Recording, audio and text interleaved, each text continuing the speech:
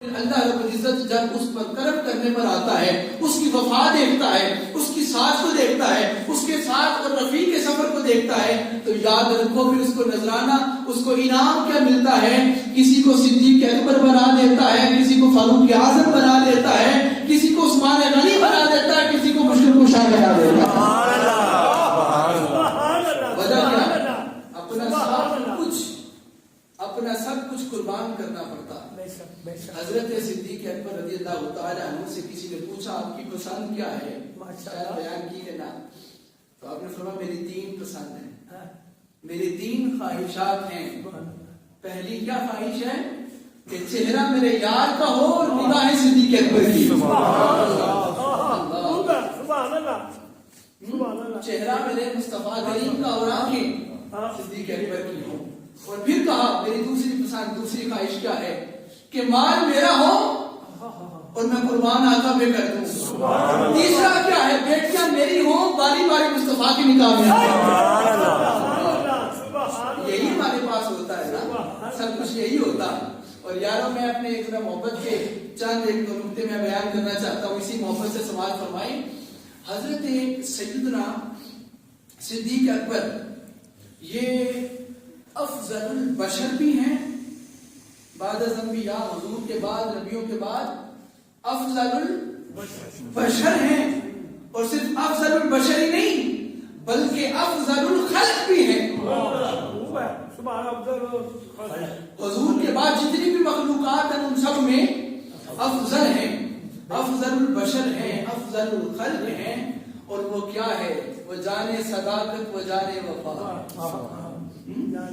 فرشتے اسی کی اداؤں پہ عاشق، اسی کی نمازوں دعاؤں پہ عاشق۔ وہ کتنا بڑا ہے خدا جانتا ہے، وہ کیسے بنا ہے خدا جانتا ہے۔ اسی طرح حضرت صدیق اکبر سے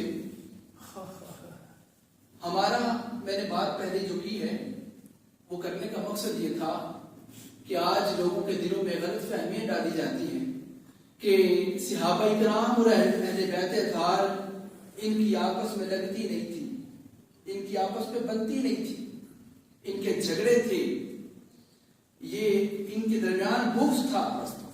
استغفر اللہ۔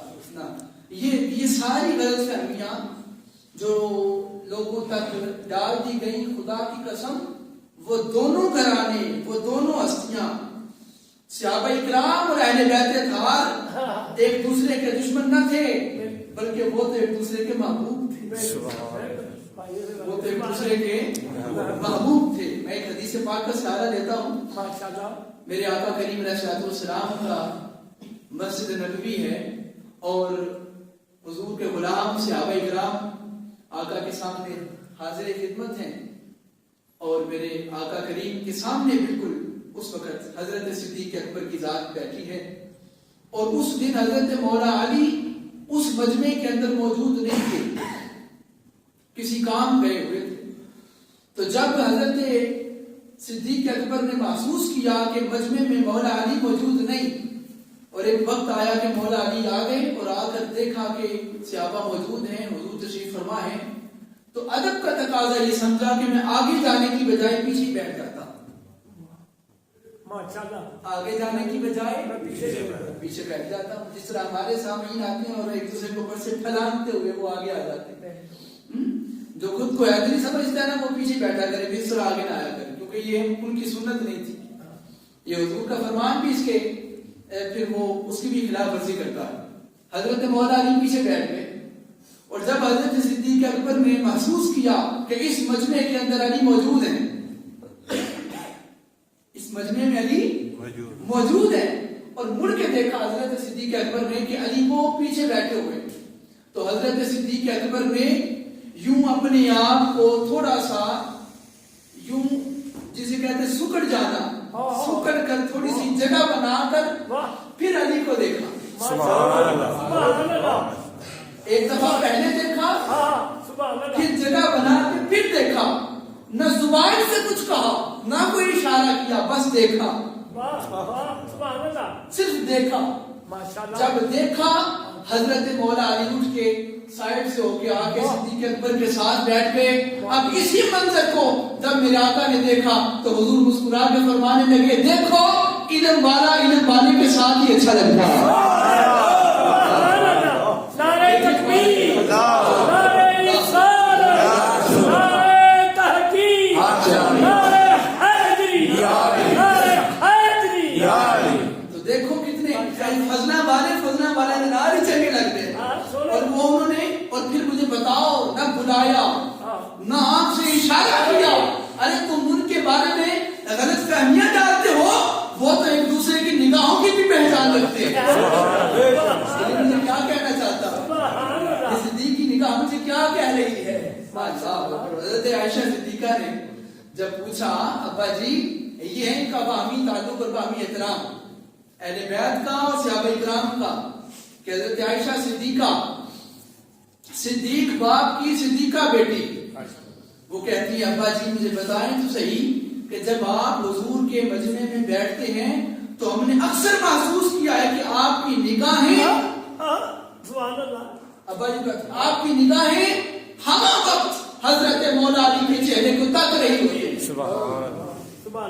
وہ مجلس مصطفیٰ کی ہوتی ہے، اس میں اور بھی صحابہ موجود ہوتے ہیں، اس میں عمر فاروق بھی ہوتے ہیں، عثمان غنی بھی ہوتے ہیں، بلال حبشی بھی ہوتے ہیں، اس میں اور بھی یار ہوتے ہیں، لیکن آپ کی نگاہیں بالکل ہم ہر چیز کو چھوڑ کر علی کا چہرہ دیکھ رہی ہوتی ہیں. تو ابا جی بتائیں وجہ کیا ہے، اس میں راز کیا ہے. اب حضرت صدیق اکبر نے اپنی بیٹی اپنی شہزادی سیدہ عائشہ سے کہا اے عائشہ مجھے آقا کی حدیث یاد ہے، حضور نے فرمایا تھا النظر الی وجہ علی کی عبادت، علی کے چہرے کو دیکھنا بھی عبادت ہے.